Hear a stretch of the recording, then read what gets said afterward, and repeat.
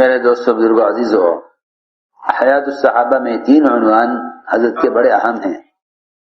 اول تو کام کرنے والوں کو حیات الصحابہ اہتمام سے پوری پڑھنی چاہیے، اہتمام سے پوری پڑھنی چاہیے، لیکن بعض ابواب ایسے ہیں حیات الصحابہ میں کہ جو کام کے لیے انتہائی ضروری ہیں، کام کے لیے انتہائی ضروری ہیں۔ سب سے پہلی بات تو یہ ہے کہ اپنے ساتھیوں کے احوال کا تفقد کرنا چاہیے، ساتھیوں کے احوال کا تفقد کرنا چاہیے۔ کون کس حال سے گزر رہا، کون کس حال سے گزر رہا ہے، اور ہم کس حال میں کس کام آ سکتے ہیں۔ فرمایا حضور اکرم صلی اللہ علیہ وسلم نے، مدد کرو ظالم کی بھی مظلوم کی بھی، مدد کرو ظالم کی بھی مظلوم کی بھی۔ جتنا مظلوم مدد کا محتاج ہے، جتنا مظلوم مدد کا محتاج ہے، اس سے زیادہ ظالم مدد کا محتاج ہے۔ جتنا مظلوم اس سے زیادہ کیوں؟ یہ کیسے ہو سکتا ہے؟ مظلوم سے زیادہ ظالم مدد کا محتاج ہے، اس لیے کہ مظلوم کی مدد تو اللہ تعالیٰ براہ راست کرنے والے ہیں، بلکہ مظلوم تو دوسروں کی مدد کا خود ذریعہ ہے، مظلوم تو خود ذریعہ ہے، مظلوم تو دوسروں کی مدد کا خود ذریعہ ہے۔ فرمایا تنصرون وتجبرون بضعفائکم، سمجھے کہ تم میں جو کمزور ہیں اور مظلوم ہیں ان کی وجہ سے تمہاری مدد کی جاتی ہے۔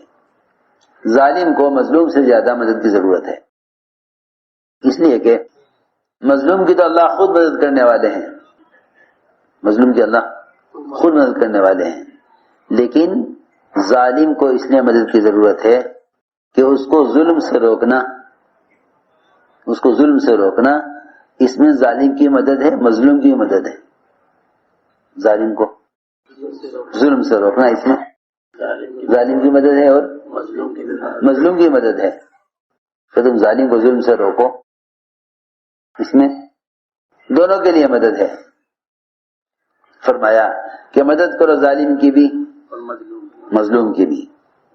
صحابہ کرام کا ایک معمول یہ تھا کہ وہ اپنے ساتھیوں کے احوال کا تفقد کیا کرتے تھے، کون کس حال سے گزر رہا۔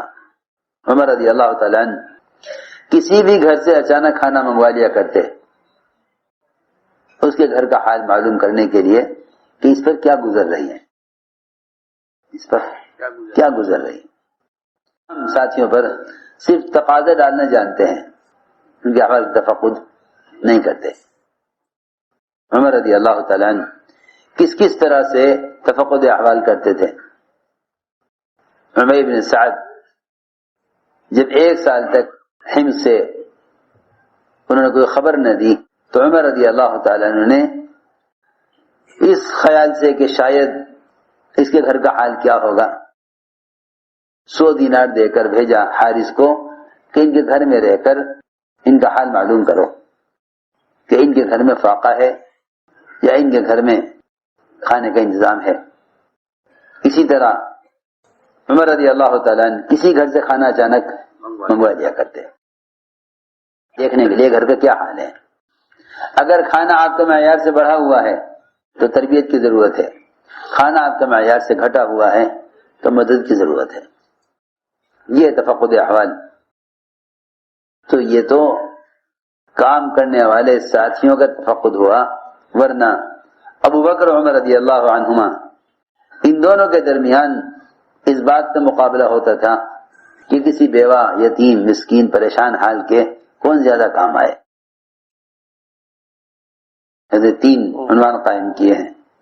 ایک احوال کا تفقد کرنا، ایک ہر ایک کے ساتھ معاملہ اس کے ظاہر کے اعتبار سے کرنا، ایک جو کام کر رہے ہو اس پر نظر رکھنا، اور چوتھی بات ضروری میں آپ سے عرض کر رہا بمبئی والوں سے کہ کام کی تعمیر کرو بجائے کام کے تعارف کے۔ بجائے کام کے تعارف کے کام کی تعمیر کرو. تعمیر ہوتی ہے جماعتوں کے تسلسل سے، اور تعارف سے تو کام بہت آگے جا چکا ہے. اب تو غیر مسلموں کو بھی کام کا اتنا ہی تعارف ہے جتنا اس کام کا تعارف مسلمانوں کو ہے. جتنا اس کام کا تعارف اس زمانے میں مسلمانوں کو ہے اتنا ہی تعارف اس کام کا غیر مسلموں کو ہے. تو بجائے جماعتیں گزرتی ہوئی کام کا تعارف کرانے کے، جماعتیں جم کر کام کریں، کام کی تعمیر کریں، کام کی تعمیر کریں بجائے تعارف کے. تعارف یہ ہے کہ جماعتیں گزر جائیں کام کرتی ہوئی، تعمیر یہ ہے کہ جماعتیں کام جماتی ہوئی بھی آگے بڑھیں. تو احوال کے تفقد میں فرماتے ہیں ابو صالح غفاری کہ عمر رضی اللہ تعالیٰ کا معمول تھا، روزانہ کا معمول تھا کہ وہ مدینے کی آبادی سے باہر رات کے درمیانے حصے میں ایک اندھی اپاہج بڑھیا کے پاس جاتے. اندھی اپاہج بڑھیا، اس کے گھر جاتے، اس کے جو ہے پانی کا انتظام کرتے اور اس کی تمام ضروریات پوری کرتے، اس کا پاخانہ صاف کرتے اور اسے کپڑے دھوتے. اس کام کے کرنے کے لیے روزانہ رات کو مدینے سے باہر اس کام کے ارادے سے جاتے. لیکن جب بھی جاتے اس کے گھر اس کی ضروریات پوری کرنے کے لیے، حضرت عمر سے پہلے کوئی شخص یہ ساری ضروریات اس کی پوری کر دیا کرتا تھا. جو بھی بڑھیا چاہتی اس کے سارے کام کوئی پہلے کر جاتا. عمر رضی اللہ تعالیٰ نے بار بار آ کر اس بڑھیا کے ضروریات کو پورا کرنا چاہا، مگر کوئی شخص آتا تھا جو اس کی تمام ضروریات ان سے پہلے پوری کر دیا کرتا تھا. حضرت عمر رضی اللہ تعالیٰ کے ساتھ کئی مرتبہ ایسا ہو چکا. تو حضرت عمر رضی اللہ تعالیٰ ایک رات چھپ کر بیٹھ گئے گھات میں. ایک رات بیٹھ گئے گھات میں بیٹھ گئے، دیکھے کون آتا ہے. چنانچہ رات کو دیکھا کہ ابو بکر صدیق رضی اللہ تعالیٰ عنہ وہ اس بڑھیا کے پاس آیا کرتے تھے، حالانکہ اس زمانے میں خلیفہ تھے. حضرت عمر نے کہا ہائے میری جان کی قسم، آپ ہیں جو مجھ سے پہلے اس بڑھیا کی ضروریات کو پورا کراتے ہیں.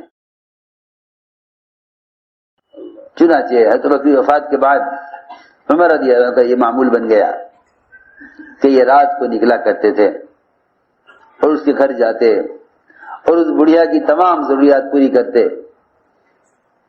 حضرت طلحہ نے دیکھا کہ عمر رات کی تاریکی میں، رات کے سناٹے میں عمر ایک اجنبی گھر میں جاتے ہیں. حضرت طلحہ رضی اللہ عنہ کو خیال ہوا کہ آخر حضرت عمر کے اس گھر میں کیا کام. دیکھا کہ عمر رات کو ایک گھر میں داخل ہوئے، پھر وہاں سے نکلے دوسرے گھر میں داخل ہوئے. حضرت طلحہ نے دیکھ لیا. صبح کو طلحہ رضی اللہ تعالیٰ عنہ اس گھر میں گئے. اچانک دیکھا کہ اس گھر میں تو ایک اپاہج بڑھیا اندھی وہ بستر پر پڑی ہوئی ہے. حضرت طلحہ نے پوچھا بڑھیا سے کہ یہ کون آدمی ہے تیرے پاس آتا ہے، کیا بات ہے، کیوں آتا ہے یہ آدمی؟ بڑھیا نے کہا کہ یہ تو میرے پاس بہت زمانے سے آتا ہے. یہ تو میرے پاس بہت زمانے سے آتا ہے. یہ تو میرے پاس بہت زمانے سے، کئی سال سے آتا ہے اور میری تمام ضروریات پوری کر دیتا ہے اور میری ہر حاجت پوری کرتا ہے اور میرا پخانہ صاف کرتا ہے، میرے کپڑے دھوتا ہے. حضرت طلحہ نے کہا یہ بات سن کر کہ اے طلحہ تجھے تیری ماں گم کرے، تو عمر کی لفظش تلاش کرنے نکلا تھا کہ ہمیں گھر میں کیوں آتے ہیں. دوسری بات یہ ہے، دیکھو بھائی، کام کرنے والوں کو چاہیے کہ اس طرح چلیں اور کام میں ایسے یکسو ہو کر چلیں کہ جس سے ساتھیوں کا اوپر سے اعتماد ختم نہ ہو. دیکھو بہت ضروری بات ہے، اپنا اعتماد کام کے اعتبار سے، اپنا اعتماد کام کے اعتبار سے باقی رکھنا ساتھیوں کے ساتھ چلنے کے لیے ضروری ہے. سمجھے نہیں؟ ساتھیوں کے ساتھ چلنے کے لیے ضروری ہے اپنا اعتماد باقی رکھو. ورنہ اگر ایک دکان کے ملازم سے بھی اعتماد اٹھ جائے تو اس سے بھی مالک کام لیتے ہوئے گھبراتا ہے. بہت ضروری بات ہے. ایسے چلو کہ ساتھیوں کا تم پر اعتماد باقی رہے. اعتماد کو کبھی بھی متاثر نہیں کرنا چاہیے، اس لیے کہ معاملہ جس کے ساتھ بھی ہوگا وہ اس کے ظاہر کے اعتبار سے ہوگا، اندر کے اعتبار سے نہیں. اس کے اندر کے اعتبار سے نہیں، معاملہ ظاہر کے اعتبار سے ہوگا. ہر شخص کو چاہیے کہ وہ اپنے ظاہر کو کے اعتبار سے اعتماد کو بحال رکھے. عبداللہ بن عتبہ بن مسعود کہتے ہیں کہ میں نے سنا حضرت عمر رضی اللہ عنہ فرماتے ہوئے کہ حضور اکرم صلی اللہ علیہ وسلم کے زمانے میں تو وحی کا سلسلہ جاری تھا، تو لوگوں کا مواخذہ وحی کے ذریعے ہو جایا کرتا تھا. بہت سے موقع سیرت میں ایسے ہیں کہ کسی نے چھپ کر کوئی کام کیا، وحی سے پتہ چل گیا. بہت قصے ہیں. حاتم بن ابی بلتعہ کا وحی سے پتہ چلا. اس فاسق نے جس نے حضور اکرم صلی اللہ علیہ وسلم کے زکوٰۃ وصول کرنے والے کو غلط خبر دی تھی بنو مصطلق کے بارے میں، اس کا بھی پتہ وحی سے چلا. اور بہت سارے موقع ہیں. تو آپ کے زمانے میں تو حضرت فرما رہے ہیں کہ آپ کے زمانے میں تو وحی کے ذریعے لوگوں کا مواخذہ ہو جایا کرتا تھا. اب وحی بند ہو گئی، اب وحی منقطع ہو گئی. حضرت نے فرمایا اب ہم تمہارا جو مواخذہ کریں گے اور تمہارے ساتھ جو معاملہ کریں گے وہ تمہارے ظاہری اعمال اور تمہاری ظاہری حالت کے اعتبار سے کریں گے. جو شخص ہمارے سامنے بہتری ظاہر کرے گا، ہمارے سامنے بہتری ظاہر کرے گا، ہم اس پر اعتماد کریں گے اور اس کو قریب کریں گے. اور ہمیں اس کا معاملہ اللہ کے ساتھ کیسا ہے وہ جانے، اس کا اللہ جانے. ہمیں اس کے باطنی احوال سے کوئی مطلب نہیں ہے، چاہے اس کا اللہ کا معاملہ کیسا بھی ہو، ہمیں اس سے کوئی مطلب نہیں ہے. ہم معاملہ کریں گے اس کے ساتھ اس کے ظاہر کے اعتبار سے. رہا اس کا اللہ کا معاملہ تو اللہ تعالیٰ چاہے اس کا حساب لیں، چاہے اس کو معاف کریں، وہ جانے، اس کا اللہ جانے. لیکن ہم ایسے شخص کو پر اعتماد کریں گے اور اس کو قریب کریں گے، اور ہمیں اس کے اندر کے معاملات سے کوئی مطلب نہیں ہے. اللہ یحاسبہ، اللہ اس کا محاسبہ خود کریں گے. اور جو شخص ہمارے سامنے برائی کو ظاہر کرے گا، جو ہمارے سامنے برائی ظاہر کرے گا، جس کا ظاہر اچھا نہیں ہوگا، نہ ہم اس پر اعتماد کریں گے نہ ہم اس کی تصدیق کریں گے. اگرچہ وہ یہ کہے کہ بھائی اس کا معاملہ اللہ کے ساتھ بہت اچھا ہے، معاملہ اس کا اللہ کے ساتھ بہت اچھا ہے، چاہے اس کا معاملہ اللہ کے ساتھ کتنا بھی اچھا ہو، لیکن اگر ظاہر کے اعتبار سے وہ شخص صحیح نہیں چل رہا ہے تو ہم نہ اس پر اعتماد کریں گے، نہ اس کو قریب کریں گے، نہ اس کی تصدیق کریں گے. اگرچہ وہ یہ کہتا ہو کہ اس کا معاملہ اللہ کے ساتھ بہت اچھا ہے. عجیب بات ہے تمہیں نے فرمائی. ایک ہے کہ کام کرنے والوں کی کام پر نظر ہو. دیکھو ہمارے یہاں یہ آمد صوبوں کی صرف اصل اس مقصد کے لیے ہے تاکہ کام پر سب کی نظر رہے. بھی کام کیسے ہو رہا, سب کا اجتماع طور پر جمع ہو کر کام کے ایک ایک پہلو پر نظر رکھنا, یہ آپس کی اجتماعیت کے لیے, وحدت کلمہ کے لیے, وحدت فکر کے لیے ضروری ہے. حضرت عنوان قائم کیا النظر فی العمل, کہ دیکھو یہ دیکھیں ذمہ دار کہ جو کام کرنے کے لیے کہا گیا وہ کیسے ہوا. یہ نہیں کہ صرف ہدایت دے کر فارغ ہو جائیں, بلکہ کارگزاری ایسی سنت ہے کہ جب کارگزاری سنانے کے لیے چھوٹا آگے بڑھا تو حضور اکرم صلی اللہ علیہ وسلم نے فرمایا کہ نہیں بڑا سنا ہے کارگزاری بڑا سنا ہے. فرماتے عمر رضی اللہ تعالیٰ عنہ اپنے ساتھیوں سے فرمایا تمہارا کیا خیال ہے اگر میں تم میں سب سے بہتر آدمی کو تمہارا ذمہ دار بنا دوں اور تمہاری جماعت تیار کر دوں اور اس ذمہ دار کو تمہارے ساتھ عدل اور انصاف کی بھی ہدایت کر دوں, کیا میں نے ذمہ داری اپنی پوری کر دی؟ صحابہ نے عرض کیا کہ آپ کی ذمہ داری پوری ہو گئی. فرمایا نہیں, میری ذمہ داری پوری نہیں ہوگی جب تک میں یہ نہ دیکھ لوں کہ جماعت نے کام ہدایات کے مطابق کیا یا نہیں کیا. پہلے میں یہ جب تک میں یہ نہ دیکھ لوں جس طرح کہا گیا تھا کرنے کے لیے اس کا مطابق ہوا یا نہیں, اس وقت تک میری ذمہ داری پوری نہیں ہوگی. ایک سب سے اہم کام یہ ہے کہ حضور اکرم صلی اللہ علیہ وسلم اور خلفائے راشدین کا معمول یہ تھا کہ جب وہ کسی ایک علاقے میں جماعت بھیجتے تو اس جماعت کی واپسی سے پہلے اگلی جماعت آگے کا کام سنبھال لیا کرتی تھی, پھر یہ جماعت واپس ہوتی تھی.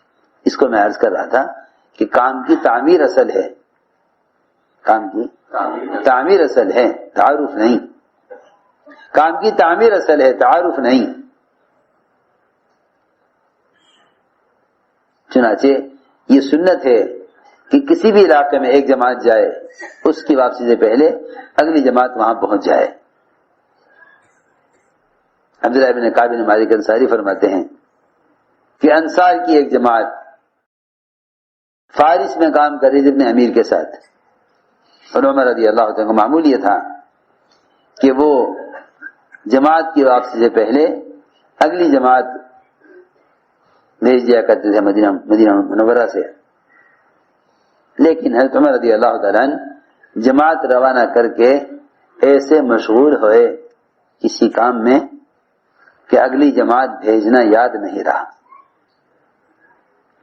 ہمارا تو حال یہ ہے, کوئی تقاضا بھی کرتا رہے گا جی جماعت بھیج دو, سال بھر ہو گیا ہمارا کوئی جماعت نہیں آئی, بھائی حضرت کہیں گے ہاں بھیج دیں گے. وہاں معمول یہ تھا کہ جب تک اگلی جماعت نہ آ جائے پہلی جماعت واپس نہیں ہوتی تھی. چنانچہ اس جماعت کا وقت پورا ہو گیا, جماعت کا وقت پورا ہو گیا. اب یہ انتظار میں کہ اگلی جماعت آئے تو ہم واپس ہوں, انہیں کام صبر کریں بھائی اتنا کام نے کر لیا آگے تم کرو. لیکن جماعت آئی نہیں. وہ انتظار کرتے رہے یہاں تک کہ وہ انتظار کرتے کرتے جماعت مدینے واپس آ گئی. حضرت عمر نے دیکھا کہ جماعت واپس آ گئی, اگلی جماعت گئی نہیں. حضرت عمر کو سخت غصہ آیا ان پر اور ڈانٹا حضرت عمر نے انہیں, حالانکہ وہ سب کے سب صحابہ تھے. حضرت عمر نے ڈانٹا ان کو اور یہ ڈانٹ کے فرمایا کہ تم کیسے آ گئے اگلی جماعت کے جانے سے پہلے واپس. ان لوگوں نے کہا اے عمر آپ تو جماعت بھیج کر بھول گئے,